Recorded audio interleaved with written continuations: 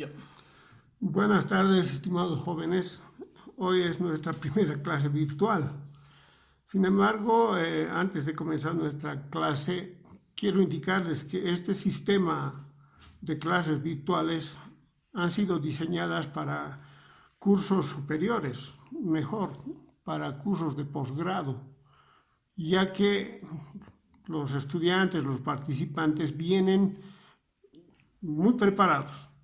No es que nosotros no estemos preparados, sin embargo no tenemos las herramientas que son necesarias, porque acá más es el proceso de aprendizaje, es decir, les toca a ustedes aprender.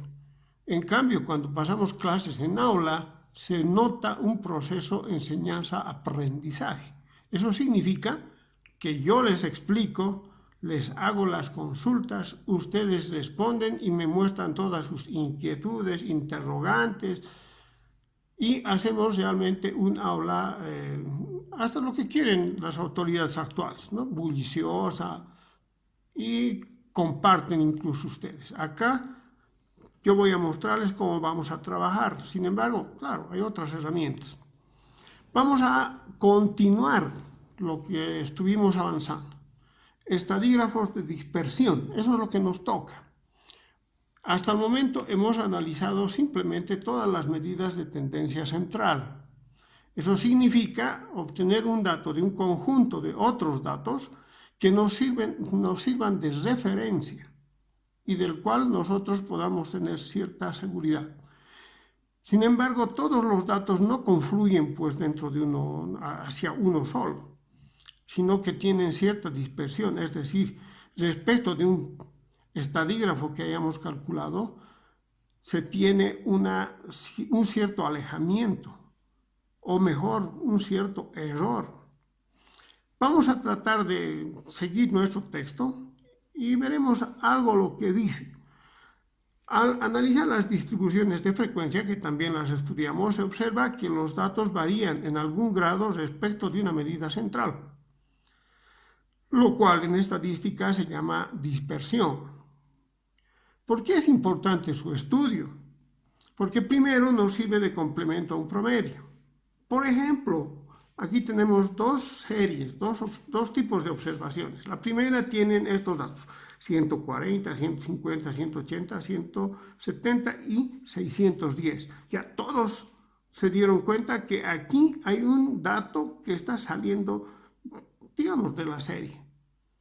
En cambio, la otra, o el otro conjunto de datos, nos fijamos, 240, 250, etc., casi no están tan alejados. Si obtenemos las medias, la media aritmética de ambos, van a ver que ambos son iguales. Ambas medias son iguales. Pero ustedes podrán fijarse que en la primera existe muchísima dispersión, especialmente por dos datos. Por este 610 y por el 140. Porque ambos se alejan demasiado de 250, que es el promedio. Ahora bien, ¿para qué más sirve?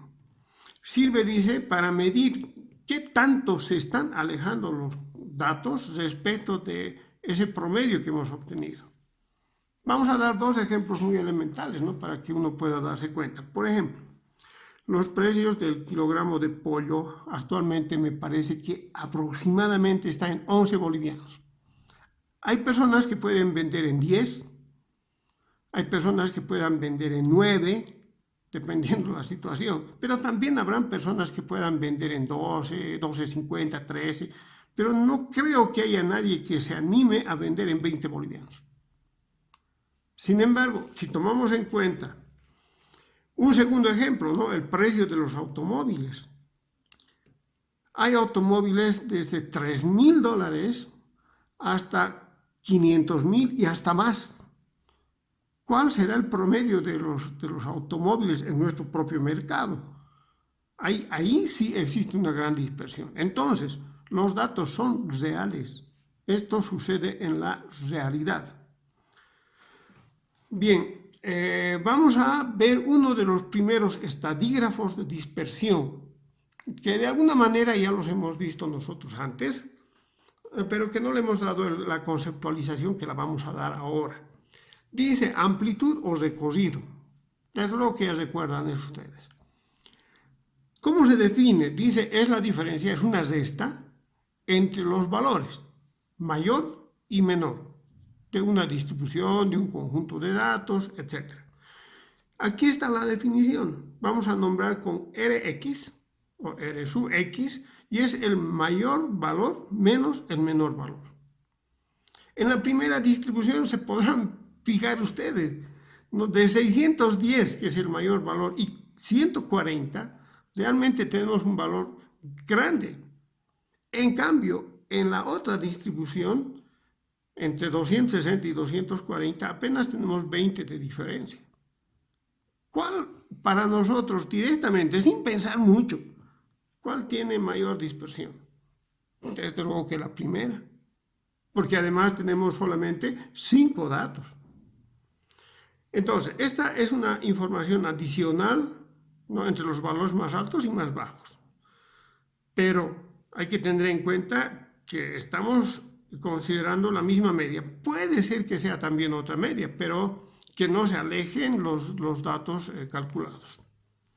Tenemos dos notas para tomarlas en cuenta. Primero, la amplitud. Ustedes saben a qué me refiero, ¿no? La amplitud puede estar influenciada por valores no habituales.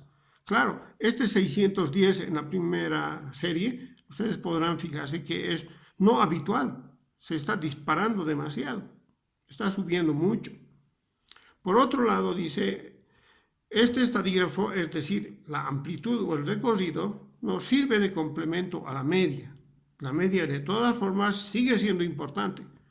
En nuestro ejemplo, la segunda media es un valor confiable. En cambio, la primera media no es tanto. Por lo tanto, tendremos que utilizar otro estadígrafo de los cuales ya sabemos. Por ejemplo, la moda, es posible la media armónica, la media geométrica, dependiendo de la situación.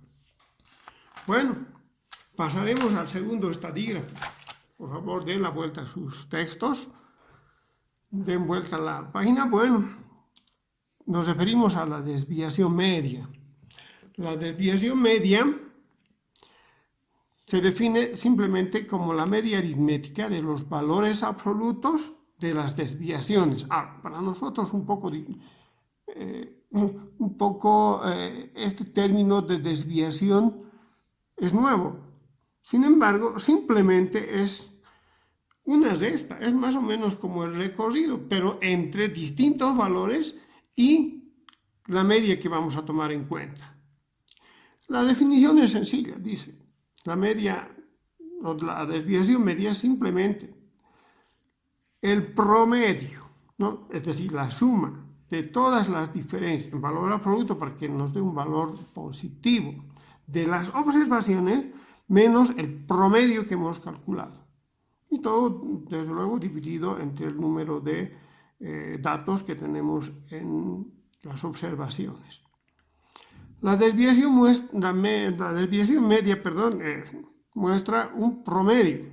¿De qué? De todos los alejamientos, de todos los errores, de aquellos datos que tenemos observados respecto del promedio que se ha obtenido. Por lo tanto, en caso de tener la mediana, nosotros calcularíamos con la mediana. En caso de tener la moda, calcularíamos con la moda, dependiendo, como hace rato les dije, de la utilidad que presente esto. Bien, vamos a ir a un ejemplo en base a los datos que tenemos. La desviación media para el ejemplo 1 ha de ser, bueno, tomamos el primer dato, 140 más menos 250, y vamos sumando. Vamos a sacar un promedio y eso nos va a dar a nosotros la desviación media. Por favor, esto van a trabajar ustedes. Luego viene la desviación media para el segundo conjunto de datos. Hacen lo mismo. Desde el primer dato toman en cuenta todos los datos y sacan el promedio. Pero fíjense bien acá, ¿no? La resta con la media aritmética en valor absoluto, porque esto tiene que dar un valor positivo. Por el momento, esto sería todo porque, bueno, es nuestro primer video y posteriormente veremos. Sería bueno que ustedes le den un repaso. Aquí tenemos la varianza y la desviación típica o estándar, que simplemente se define como la media aritmética de todas las desviaciones, pero elevadas al cuadrado. Esto vamos a ver en otro video que les voy a preparar, porque les voy a preparar videos así pequeños. Ahora bien, calculen ustedes esto. Voy a ponerles el resultado para el próximo encuentro y ya veremos cómo nos va. Bueno, suerte chicos y veremos qué es lo que sucede posteriormente. Cuídense, cuiden su familia.